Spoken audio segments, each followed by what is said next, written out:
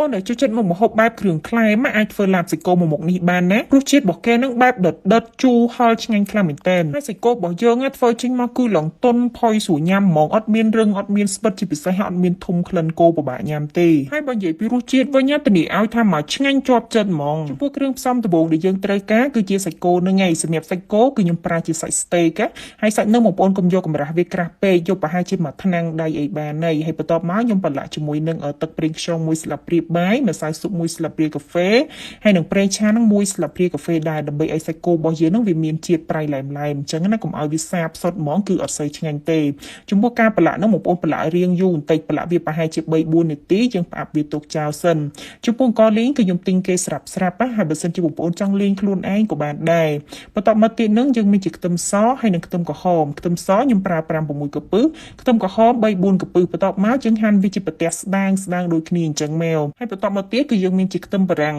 នឹងយើងហាន់វាជាប្រទេសស្ដាងដូចគ្នាហើយខ្ញុំប្រើតែពាក់កណ្ដាលមកជាហៀងទេចំពោះម្ទេសនេះវិញបងប្អូនដាក់ក៏បានអត់ក៏បានដែរនិយាយទៅចំពោះឡាបសាច់គោសំខាន់នឹងម្ទេសហុយទេចំពោះម្ទេសស្រស់នេះបងប្អូនដាក់ក៏បានអត់ក៏បានដែរណាហើយសាច់គោរបស់យើងបន្ទាប់ពីខ្ញុំផ្អាប់ប្រហែលជា15នាទីគឺយើងយកវាមកចៀនបានហើយចំពោះការចៀនបងប្អូនអាចចៀនដោយប្រើប៊ឺដូចខ្ញុំអញ្ចឹងក៏បានក៏ចៀនប្រើប្រេងឆាក៏បានដែរប៉ុន្តែចំពោះខ្ញុំគឺខ្ញុំជួយចិត្តចៀនដោយប្រើប៊ឺវាមានក្លិនឈ្ងុយជាងអញ្ចឹងណាហើយមកខាងហ្នឹងគឺខ្ញុំចៀនប្រហែលជា30វិនាទីជាងឯនោះបងប្អូននិយាយទៅគឺអត់ដល់1នាទីទេ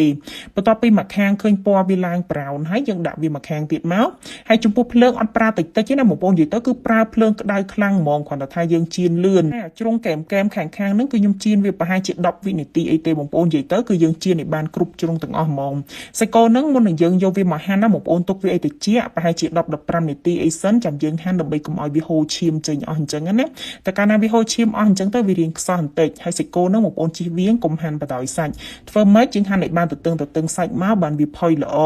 បន្ទាប់មកខ្ញុំមកលាយគ្រឿងយកហ្មងទឹកត្រីគឺខ្ញុំប្រើចំនួន3ស្លាបព្រាបាយស្ករ1ស្លាបព្រាបាយហើយនឹងប៊ីចេង1ស្លាបព្រាកាហ្វេហើយបើក្រូចឆ្មាវិញយើងប្រើវារៀងច្រើនបន្តិចមកបងប្អូនព្រោះអីយើងត្រូវយករសជាតិរបស់វានឹងឲ្យរៀងជូរដិតបន្តិចបន្ទាប់ពីយើងដាក់គ្រឿងចូលរួចរាល់ហើយយើងកូរច្របល់គ្រឿងនឹងឲ្យរលាយមិនតែចាប់យើងដាក់ខ្ទឹមសខ្ទឹមក្រហមហើយនឹងម្ទេសដែលយើងបានហាន់ហើយស្រាប់ហ្នឹងយើងកូរច្របល់គ្រឿងទាំងអស់ហ្នឹងឲ្យវារៀងចេញជាតិហាងបន្តិចមកចាំយើងដាក់ម្ទេសហុយចំពោះម្ទេសហុយនេះគឺខ្ញុំកិនខ្លួនឯងបងប្អូនគឺខ្ញុំយកម្ទេសយើងធម្មតាហ្នឹងហាលឲ្យក្រៀមហើយយកវាទៅកិនសម្រាប់រសជាតិហ្នឹងគឺហឹរខ្លាំងមែនតើបងប្អូននិយាយទៅហឹរជាងម្ទេសដែលយើងទិញគេស្រាប់អញ្ចឹងណាខ្ញុំកូរច្របល់វារួចរាល់ហើយបាទខ្ញុំចាប់សាច់គោដែលយើងបានហាន់ហើយនឹងដាក់ចូលសាច់គោពីដំបូងឃើញឡើងក្រហមស្រស់អញ្ចឹងប៉ុន្តែពេលដែលយើងធ្វើហើយសម្បល់វាអត់នៅក្រហមទៀតទេបងប្អូនគឺឡើងស្លេកហ្មងណា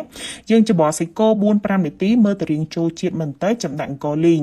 ចំពោះអង្ករលីងវិញបងប្អូនដាក់តិចច្រើនតាមចំណង់ចំណូលចិត្តទេណាបើចូលចិត្តច្រើនក៏ដាក់ឲ្យច្រើនបើមិនសូវចូលចិត្តទេអាចដាក់បន្តិចបន្តួចក៏បានដែរ